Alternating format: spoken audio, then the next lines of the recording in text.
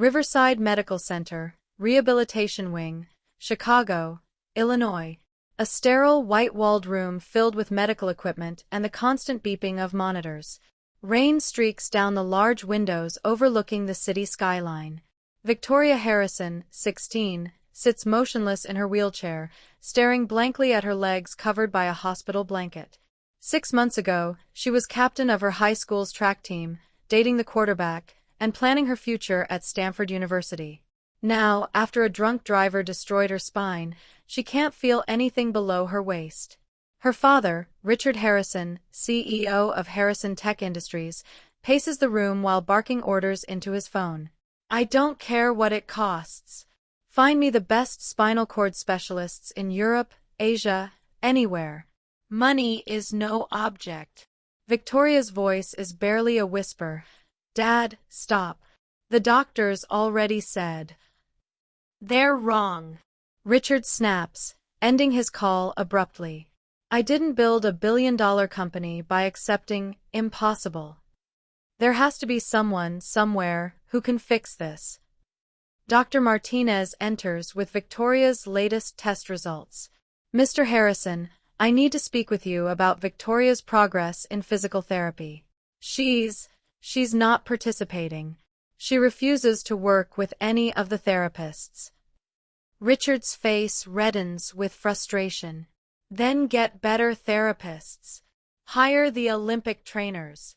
I can afford." "It's not about money," Dr. Martinez interrupts gently. "Victoria needs emotional support, not just medical intervention. She's lost hope." Victoria stares out the window as her former friend's social media posts flash on her phone. Prom preparations, college acceptance letters, track meets she'll never run again. Each notification feels like a knife twisting in her chest. "I don't want visitors anymore," Victoria says flatly. "Tell everyone I'm too tired. I can't pretend to be okay when everything I used to be is gone." The room falls silent except for the mechanical hum of medical equipment, a constant reminder of Victoria's new reality. The same hospital room, 2 weeks later. The atmosphere is heavy with despair and unspoken grief. Victoria hasn't left her bed in days, refusing physical therapy sessions and barely eating. Her once vibrant blonde hair is tangled and unwashed, and her eyes have lost all their former spark. The college acceptance letters from Stanford, Harvard, and Princeton sit unopened on her bedside table. Richard sits beside her bed, his usual commanding presence replaced by helplessness. His phone buzzes constantly with business emergencies, but for the first time in his career, he ignores them. "Sweetheart, the physical therapist is here for your session," Richard says softly. "No." Victoria's voice is barely audible. "What's the point? I'll never walk again. I'll never run. I'll never be normal." Sarah Martinez, the head nurse, enters with Victoria's medication. She's witnessed this scene too many times. Young lives shattered by tragedy, families torn apart by circumstances beyond their control. "Victoria, honey, you have to try.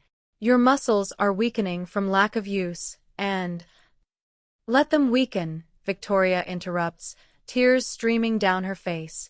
"Let everything die. My legs are already dead, so why not the rest of me?" Richard's voice breaks. "Victoria, please. You're all I have left since your mother died. I can't lose you too." "You already lost me," Victoria whispers. "The daughter you knew died in that car accident. This thing in the wheelchair isn't your daughter. She was fast, strong, confident. This is just a broken shell." Through the window, Victoria watches other teenagers walking freely in the hospital courtyard, their legs carrying them effortlessly to wherever they want to go. The simple act of walking, something she never thought about before, now seems like the most precious gift in the world. Richard tries to hold her hand, but Victoria pulls away. "I used to dream about running in the Olympics," she says, staring at the ceiling. "Now I dream about walking to the bathroom by myself.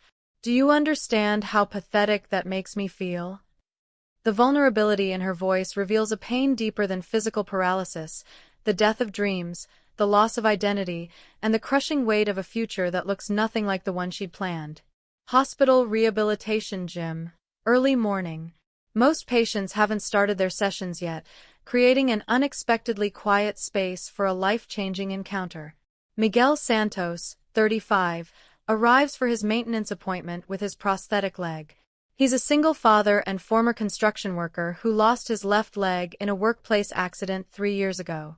His warm brown eyes and gentle smile contrast sharply with the visible scars on his arms from the same accident that changed his life. As he adjusts his prosthetic, Miguel notices Victoria sitting alone by the windows, staring at her motionless legs. Her father Richard paces nearby, frantically making phone calls to specialists around the world. Miguel approaches quietly and sits in a chair next to Victoria. "Mind if I sit here? The view's pretty good from this spot." Victoria barely acknowledges him, but Miguel continues, "I'm Miguel. I come here twice a week for adjustments. What's your name?" "Victoria," she whispers, still not looking at him. "That's a strong name. Victory. It suits you." Victoria finally turns to look at him, her eyes filled with pain. "There's nothing victorious about me. I can't even move my legs." Miguel rolls up his pant leg, revealing his prosthetic. "I can't move this one either. Lost it in an accident when a beam fell on a construction site. Crushed everything from the knee down." Victoria stares at his prosthetic, then meets his eyes. How do you keep going?" "Some days I don't want to," Miguel admits honestly. "Some days I wake up and forget for just a second that it's gone, and then reality hits like a truck. But I have a daughter, Emma. She's 8, and she needs her dad to show her that life can knock you down, but it doesn't have to keep you there." Richard overhears the conversation and approaches, his business instincts immediately sizing up Miguel's modest appearance and wondering what this common laborer could possibly offer his daughter. "I don't mean to interrupt," Richard says curtly, "but Victoria needs professional help, not—" "Dad, stop," Victoria says, the first time she's shown any emotion in weeks. "Let him talk." Miguel smiles gently at Richard, understanding the protective father's concern. "Sir, I'm not trying to replace professional help. I just know what it feels like to lose the person you used to be. Sometimes that understanding means more than medical degrees." The hospital rehabilitation gym. Later that same morning.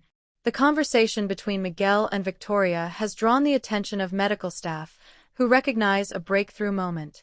Miguel continues talking to Victoria, his voice calm and reassuring. "The doctors told me I'd never work construction again, never play soccer with my daughter, never be the same man I was before. And they were right. I'm not the same man." Victoria listens intently as Miguel shares his story. "I spent 6 months feeling sorry for myself, pushing away everyone who tried to help. My daughter would come to my bedroom and ask why Daddy wouldn't play with her anymore. That's when I realized I had a choice." "What choice?" Victoria asks, engaging for the first time in weeks. "I could spend my life mourning who I used to be, or I could discover who I could become. So I learned to walk again, differently than before, but I learned. I went back to school, got certified in physical therapy assistance. Now I help other people learn to walk again too." Richard watches in amazement as his daughter actually participates in a conversation, showing more life than she has since the accident. Miguel reaches into his bag and pulls out a photo of a young Latina girl with bright eyes and a huge smile. "This is my Emma. When she was 5, she asked me why God gave me a robot leg. I told her maybe it was so I could help other people who got robot legs too, and she said, 'That makes you like a superhero, Daddy.'" Victoria actually smiles slightly, the first genuine expression of joy Richard has seen from her in months. "Victoria," Miguel says, looking directly into her eyes, "I don't know if you'll walk again. The doctors might be right about that. But I know you can live again, love again, dream again. Your legs don't define who you are, your heart does." Dr. Martinez observes from across the room, recognizing the therapeutic breakthrough that's happening. This isn't medical intervention, it's human connection, the kind of healing that can't be prescribed. Miguel stands up, his prosthetic clearly visible but not limiting his confident movement. I come here Tuesdays and Thursdays at 8 a.m. If you want to talk, or if you want to try physical therapy with someone who understands, I'll be here. No pressure, no judgment. Just someone who gets it. As Miguel prepares to leave, he turns back to Victoria. By the way, I heard you used to run track. I coach adaptive athletics on weekends. Racing wheelchairs are faster than legs ever were. Just saying. For the first time since her accident, Victoria feels a flicker of something she thought was gone forever. Hope. Multiple locations over the following months, the hospital gym, Miguel's modest apartment, a local track, and finally, an adaptive athletics competition. 3 months later, Victoria sits in a racing wheelchair at the starting line of her first adaptive athletics meet. Her arms are stronger than they've ever been, her eyes bright with determination and purpose. The girl who once thought her athletic dreams were over has discovered new ones. Miguel stands beside the track, coaching her technique. Remember, Victoria, it's not about competing with who you used to be. It's about becoming who you're meant to be. Richard watches from the stands, his perspective completely transformed. The man who once believed money could solve everything has learned that some of life's most precious gifts can't be bought. They must be freely given through human compassion.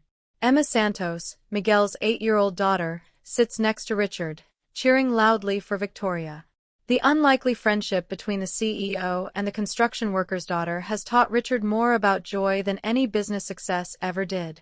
Mr. Richard, Emma says in her sweet voice, my daddy says Victoria is going to be okay because she learned to be brave again. Just like he did. As the race begins, Victoria propels her wheelchair forward with power and grace. She doesn't win, she finishes third, but the smile on her face as she crosses the finish line is worth more than any gold medal. After the race, Victoria wheels over to Miguel, her face glowing with accomplishment. I want to study adaptive sports therapy in college, she announces. I want to help other people the way you helped me. Miguel's eyes fill with pride. Victoria, you were never broken. You were just learning a new way to be strong. Richard approaches Miguel with genuine humility. Miguel, I owe you an apology. I thought I could buy my daughter's healing, but you gave her something I couldn't purchase, hope. Sir, Miguel replies, you gave me something too.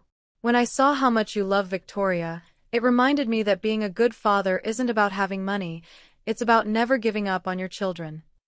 6 months later, at Victoria's high school graduation, she addresses her class as valedictorian.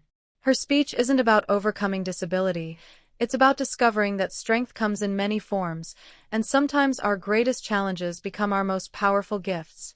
Miguel sits in the audience with Emma, watching Victoria receive her diploma. In her speech, she says, a wise man once told me that we can spend our lives mourning who we used to be, or we can discover who we're meant to become. Today, I'm not the same person I was 2 years ago. I'm better. Richard has established the Santos Harrison Foundation for Adaptive Athletics, ensuring that other young people facing physical challenges have access to the support and resources Victoria received. Miguel has been hired as the foundation's director of peer counseling. As Victoria wheels across the graduation stage to receive her diploma, bound for Stanford University where she'll study both business and adaptive sports therapy, the audience rises in a standing ovation. But the real victory isn't in her academic achievement, it's in the knowledge that sometimes the most profound healing comes not from medical procedures or expensive treatments, but from one human being saying to another, I'll be there for you. Emma Santos tugs on Miguel's sleeve and whispers, Daddy, you really are a superhero. And in that moment, both families understand that the greatest wealth isn't measured in dollars. It's measured in the courage to offer hope when someone else has lost it, and the wisdom to accept help when pride would prefer to suffer alone.